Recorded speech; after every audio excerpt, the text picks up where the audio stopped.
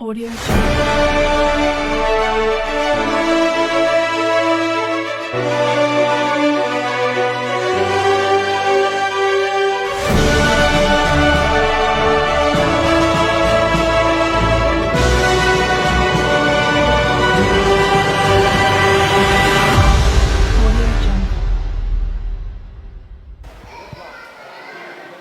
ولسه متواصلين اعزائي المشاهدين من قلب الحدث ومن داخل قاعه التعليم المدني بالجزيره، وفعاليه جديده من فعاليات مهرجان اوسكار ايجيبت السينمائي للفنان القدير عادل عمار. والنهارده بقى معانا لقاء مميز ومثمر جدا.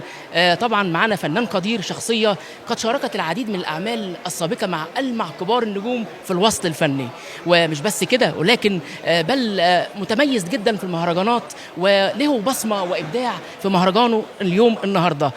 تعالوا نرحب بمؤسس ورئيس مهرجان اوسكار ايجيبت السينمائي الفنان القدير عادل عمار. اهلا وسهلا بيك. اهلا وسهلا بيك ومنورني. انت اللي منورني. تسلم يا رب. وشكرا يا ياسر على المقدمه الجميله دي. انت اقل حاجه يا فندم. حبيبي الله يخليك. احكي لنا بقى النهارده، انا شايف بصمه ابداع وتميز، وكل مدى ما شاء الله في نجاح وتميز. شايف الناس سعيده، الناس بتحب بعض، الناس النهارده جايين لك فنانين حبايبك كلهم النهارده بيتجمعوا، ومش بس في الفن، في مختلف المجالات، في الصحافه وفي الاعلام وفي الفاشون وفي التجميل. احكي لنا النهارده عن الفعاليه. بص، اهم حاجه مفرحاني قوي عادل مبارز. واخد بالك انك انت تاخد قيمه وقامه كبيره زي دي وتعمل وتهديد دوره باسمه، فدي انا بحس ان ده بيضيف للمهرجان بتاعي. فباذن الرحمن انت هتشوف دوره كويسه، وهتشوف فيلم تسجيل النهارده معمول للاستاذ عادل مبارز، هتلاقيه حاجه متميزه جدا باذن الله.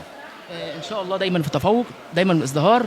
انا عارف انت طبعا، انا خطفتك من الاجواء ومن التنظيم والله العظيم مش عايز اسيبك، بس يعني كلمه بقى طبعا مدير التصوير المحترف حبيبك واخوك حسن الصاوي، واللايف كوتش منسق العام المنسق الاعلامي سماح السيد. تحب تقول لهم ايه؟ عايز اقول لهم ان انا بجد بشكركم على دعمكم ومساندتكم ليا للمهرجان بتاعي، وحاله البهجه اللي انتوا عاملينها لي على السوشيال ميديا.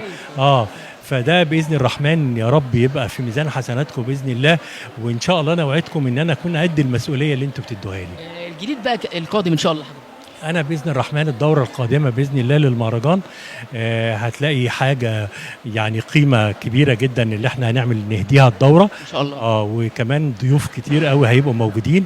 يمكن شهر 8 بالنسبه للفنانين اغلبهم كلهم في الساحل، لكن ان شاء الله الدوره الجايه هيكون الصيف خلص، هتلاقينا بنعمل دوره حلوه جدا ودوره متميزه قوي ان شاء الله.